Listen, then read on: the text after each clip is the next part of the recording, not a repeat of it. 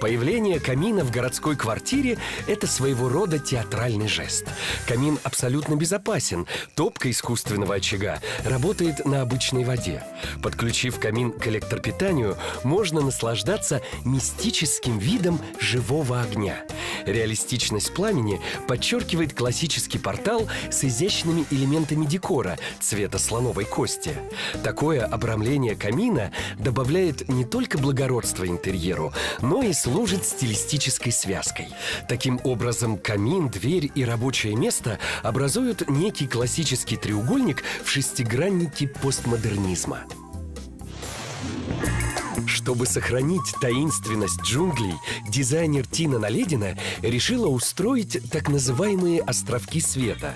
Бра возле камина украшены стеклянной вставкой с кристаллом и матовым плафоном белого цвета.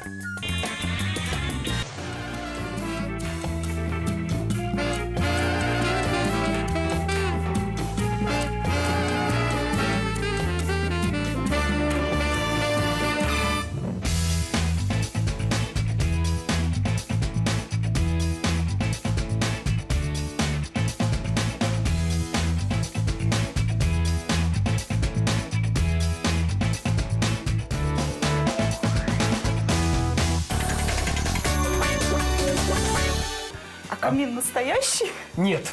Камин искусственный. Для того, чтобы в городской квартире разместить настоящий камин, нужно было рубить дымоход. Это искусственный камин, имитация, но очень полезная для здоровья, потому что это еще и увлажнитель воздуха в комнате, а выглядит как настоящий огонь. Саш, вы можете даже потрогать рукой.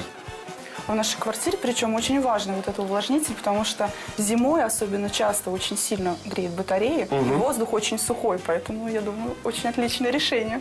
А вот с дизайнерской точки зрения, как вам размещение этого камина? Ведь обидно, когда в этих драгоценных квадратных метрах ты отдаешь пространство, ну, откровенно для блажи дизайнерской. Ну, камин такой очень компактный, на самом деле, разместился, очень хорошо вписался в интерьер, и я не думаю, что он занимает прям очень много места. Он может служить так же, как и небольшой тумбочкой для всяких сувениров, шкатулочек, милых таких безделушек.